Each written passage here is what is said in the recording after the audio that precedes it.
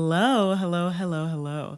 I hope you guys are all doing well, taking care of yourselves. It has been a while. If this is the first time you're meeting me, hello, my name is Bri.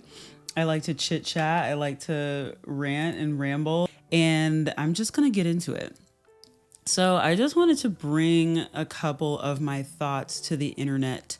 I have been missing the art of casual posting. I've been trying to find media related. I know that there was a writer, whose name is escaping me, who wrote an article called, I think, Posting Ennui from the New Yorker. For me, I am older Gen Z. I'm in my late 20s. So I actually do remember a time before the monetization of social media and where the stakes for posting were extremely low. People weren't making money. It was just another space to gather and have community and to be creative and just share your thoughts and ideas, or even just if you're feeling cute that day or you love what you had for breakfast. And it's something that I didn't realize had completely changed until I hopped back onto my very much abandoned Snapchat. Is casual posting dead? In my opinion, I think that it is. I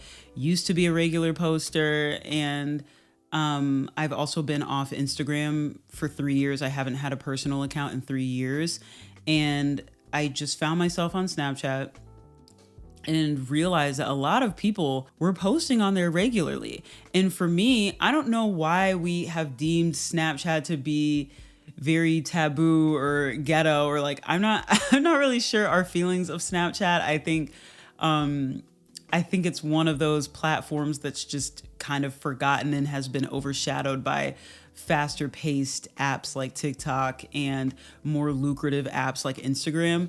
So I was surprised to see people posting on there daily. And in my mind, I'm like, why in the world would people be on here posting? Like, what's the point? Like, what's the angle? Like what are your metrics? But like literally, in my mind, I'm like, why in the world would anybody post? I ended up posting myself on there, just like a chill aesthetic, whatever. When I tell you the joy that I experienced just from that regular post, and only about X amount of people saw it, just like whoever else I had left over on my Snapchat saw it. And what my little social experiment with Snapchat showed me is that social media has evolved into this place that we can no longer just show up and post what's on our mind with no ulterior motive of wanting to hit 1 million subscribers or to monetize or to leave our 9 to 5, that we can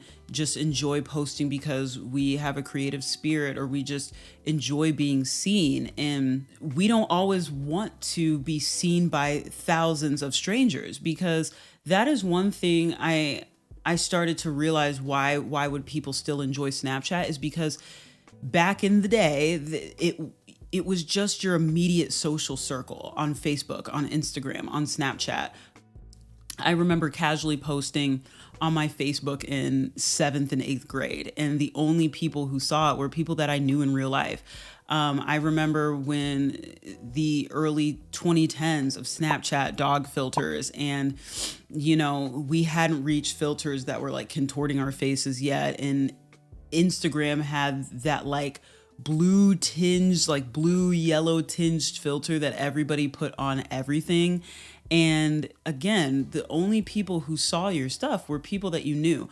I remember if there was anybody that I didn't know, I knew someone who knew them. In some way, shape, or form, they were connected to me via mutual friends and acquaintances that I knew in real life.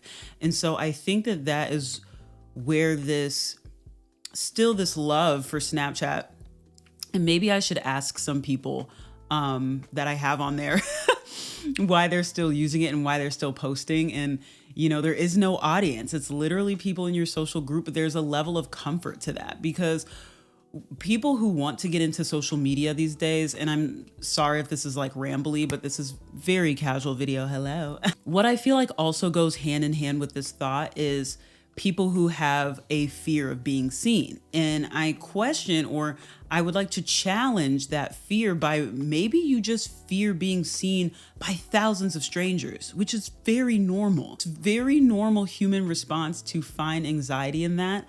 But when we used to have social media, and the premise of social media was to post for people that you knew, to show a different side of yourself, maybe to people that you know in real life, that is a lot less anxiety inducing. You already know that these people like you. You already have common interests. And so I found that very interesting, because I myself have pulled myself back from posting on social media, and I developed an anxiety myself and fear of being seen in posting.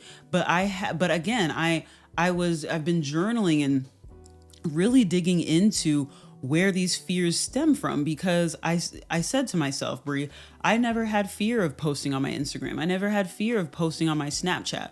What is the difference between starting a YouTube channel, starting a TikTok, and from my past Instagram account and my old Snapchat account? What is the big difference? The biggest difference would be that these accounts were full of people that I know personally, people that I worked with, people that I collaborated with creatively, people that I met spontaneously on a night out, people I graduated with, people I went to college with. So familiar faces, and an opportunity to share a side of myself that they otherwise wouldn't have seen, depending on how we met. And I think that that is what was so cool about social media in its early days. And I can't even speak to like the early 2000s MySpace era, but I'd love to hear like a millennial's take on that and just what it was like. I grew up. I remember I have been on YouTube at like a consumer of YouTube since 2009. And that is when I fell in love with YouTube. I think I was about 10 years old. I was in 5th grade in 2009, I think. Y'all are going to start doing the math. I was in 5th grade watching YouTube, and it was just a lot of like skit-based content. And then I remember Michelle Phan. Oh my gosh, what was that makeup tutorial? I remember so many. I remember the vampire look. I think it's Miku Hatsune, or Hatsune Miku. Oh my gosh, I'm probably butchering that. And I think she came out with that in 2011. I remember Jackie Aina. I really could go on and on and on. But I remember when it was like the gold rush of social media, and I remember Instagram changing from just being very casual. I ate chicken fettuccine Alfredo on a Friday night, to like BBL baddie culture, and, the skinny tees that they were like pushing, and just the change of YouTube. And suddenly there was like professional lighting and, transitions, and just people becoming millionaires. It was insane. And in that, I still think that people were casually posting, and there was like a difference, but the casual posting still existed without it feeling embarrassing. It can feel awkward being there without the intention of working, without the intention of making money. And so you feel like your content gets buried, or that it's like embarrassing that you only have 10 views and 0 likes, when this is the landscape that we as a society have created in order to be seen. And so as a creative spirited person, I don't feel like there's anything more sad as a creative than to make something that brings you joy, and to not have a space to share that in. So I feel like casual posting matters, because it is a way to share your joy with other people. I know that's like very after school special of me, but I feel like it's an amazing way to share your joy with other people.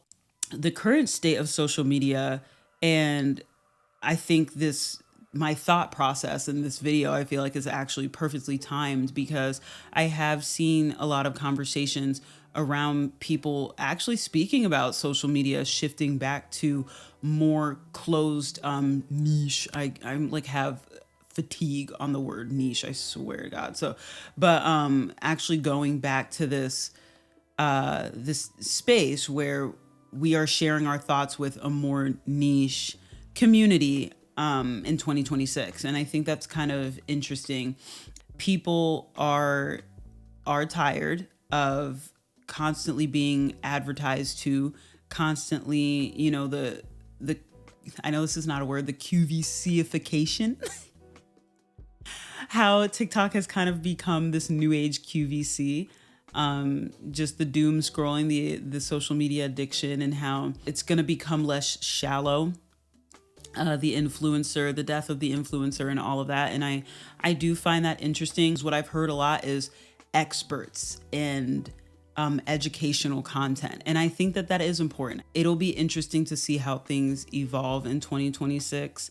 I think that's why you have seen the rise of slower content like Substack. I've seen people making personal websites, which I think is super cool.